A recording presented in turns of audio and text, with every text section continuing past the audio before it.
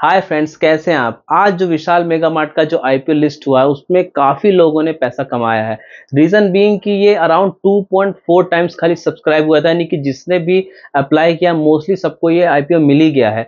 मेरे तो काफ़ी क्लाइंट्स को आईपीओ मिला है और उन्होंने लिस्टिंग पे ही सेल करके अपना प्रॉफिट बुक कर लिया है। इवन दो हो सकता है कि आने वाले समय में अच्छा रिटर्न और दे सके, लेकिन हमारे कुछ टारगेट होते हैं और वो हमें अचीव करना पड़ता है और वो हम उसके हिसाब से सेल कर सकते हैं अगर हमें ज़्यादा अच्छी अपॉर्चुनिटी कहीं और मिलती है तो अब बात यही खत्म नहीं होती और आईपीओ आ चुके हैं। अगर अभी एक रिसेंट आईपीओ की बात करें जो कल से खुलेगा, यानी कि 19 दिसंबर से खुलेगा, वो ममता मशीनरी लिमिटेड का आईपीओ है। तो आज हम शॉर्ट में बात करेंगे ममता मशीनरी के बारे में, उसके जीएमपी को भी डिस्कस करेंगे और मैं अपना पर्सनल व्यू भी बताऊंगा कि मैं इसमें अप्लाई कर रहा हूँ कि नहीं कर रहा हूँ, क्या मैं सिर्फ लिस्टिंग गेन के लिए कर रहा हूँ या लॉन्ग टर्म के लिए भी ये कंपनी अच्छी है। तो मैं विजय आपका स्वागत करता हूँ आपके अपने चैनल वेल्थ की पाठशाला में। चलिए शुभ आरंभ करते हैं।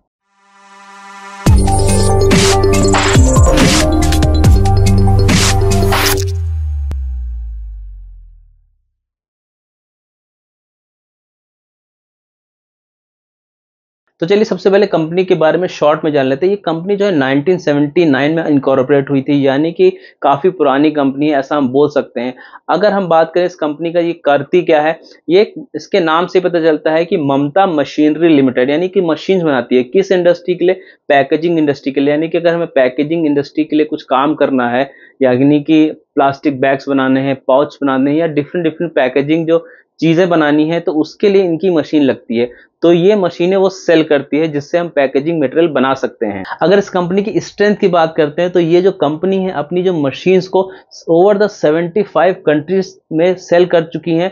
तो यानी बोल सकते हैं कि इसकी मशीन की क्वालिटी बढ़िया रहेगी तभी ये इतनी कंट्रीज में एक्सपोर्ट कर चुकी है, ऐसा हम मान सकते हैं। इसके अलावा बात करते हैं तो इस कंपनी की जो मैन्युफैक्चरिंग फैसिलिटी है वो इंडिया में है और यूएसए में है। अब चलिए इस कंपनी के आईपीओ के बारे में थोड़ा सा जान लेते हैं। जैसा कि मैं बोल चुका हूँ 19 दिसंबर से एक कंपनी का आईपीओ ओपन होगा सब्सक्रिप्शन के लिए और 23 दिसंबर तक चलेगा। अब चूंकि ये एसएमई का आईपीओ नहीं है, मेन बोर्ड का आईपीओ, यानी कि अप टू 15,000 यानी 14,000 से लेके 15,000 का हमें इन्वेस्टमेंट करना पड़ता है एक लॉट के लिए। प्राइस बैंड की बात करते हैं 230 से लेके 243, यानी कि मेनली अगर हमें आईपीओ अप्लाई करना है, कोई भी ठीक ठाक आईपीओ, तो हमेशा हमें अपर जो कैप होती है उस पर ही आईपीओ अप्लाई करना होता है, यानी कि 243 रुपीज पे ही अप्लाई करना रहेगा। चलिए अब कंपनी के बारे में थोड़ा सा और जान लेते हैं। कंपनी कितना वैल्यूएशन मांग रही है। कंपनी अगर कोई भी प्रीमियम या कोई भी डिस्काउंट पे लिस्ट नहीं होता है इसका शेयर प्राइस, तो जो कंपनी का मार्केट कैप रहेगा वो 598 करोड़ रुपीस का रहेगा।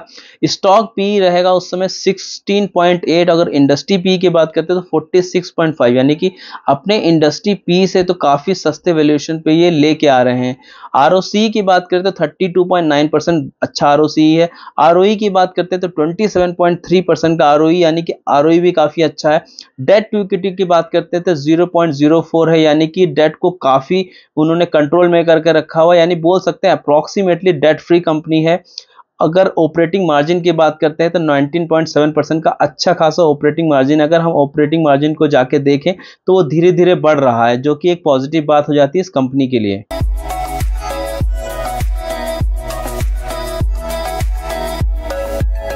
तो यहाँ हमने कंपनी के बारे में जाना, उसकी आईपीओ की डिटेल जानी। चलिए उसके नंबर्स देख लेते हैं, फाइनेंशियल देख लेते हैं, आखिर सेल्स अच्छी है कि नहीं है, प्रॉफिट उन्होंने कितना करके दिखाया, क्या पॉजिटिव है निगेटिव, ये सब हम लोग चलिए चल के देख लेते हैं। इस कंपनी ने अपने डेटा जो है 2020 से लेके FY24 तक दिया है। अब अगर इसकी सेल्स देखें तो FY20 में 114 करोड़ से बढ़ के 148 करोड़ हो चुकी, जो कि 30% का बहुत ही बेहतरीन ग्रोथ दिखाया है। FY22 में 45% का ग्रोथ दिखाया, लेकिन FY23 में डिग्रोथ दिखाया, यानी कि 215 करोड़ से घट के 201 करोड़ ही सेल्स हो चुकी है, जो कि एक निगेटिव पॉइंट बताता है, क्योंकि FY23 कुछ ऐसा भी नहीं था कि वहाँ सेल्स कम होनी चाहिए। अब अगर FY24 की बात करते हैं तो अगेन सेल्स बढ़ के 237 करोड़ हो चुकी है और 18% का ग्रोथ दिखाया। नहीं, ओवरऑल बोल सकते हैं कि इनिशियली ईयर्स में 21 में 22 में सेल्स काफी अच्छी है, लेकिन 23 24 में सेल्स एवरेज रही है। अब चलिए कंपनी के प्रॉफिट को देख लेते हैं, जो कि मेन तो प्रॉफिट ही होता है। FY20 में देखे 1 करोड़ से बढ़ के सीधे 15 करोड़ हो चुका है FY21 में, जो कि 1400% की ग्रोथ हो जाती है। बहुत ही बेहतरीन फंटास्टिक ग्रोथ दिखाई है उन्होंने FY21 में।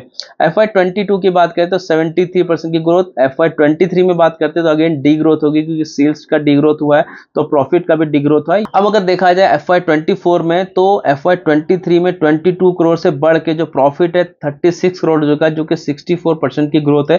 काफ़ी अच्छी ग्रोथ है। इवन अगर हम कंपेयर करते हैं FY22 से, तो 26 करोड़ से बढ़ के 36 करोड़ हो चुका है। यानी कि अगर FY22 से कंपेयर करें या FY23 से, तो FY24 में क्योंकि ऑपरेटिंग मार्जिन बढ़ चुका है, तो उसके चलते प्रॉफिट तो उन्होंने अच्छा करके दिखाया FY24 में। तो हमने यहाँ पे कंपनी की सेल्स देखी, यहाँ पे प्रॉफिट देखा। अगर सेल्स देखा तो इनिशियल ईयर में सेल्स काफी अच्छी थी, लेकिन FY23 और FY24 में इतनी अच्छी ग्रोथ नहीं आ पाई है सेल्स में जितनी की होनी चाहिए।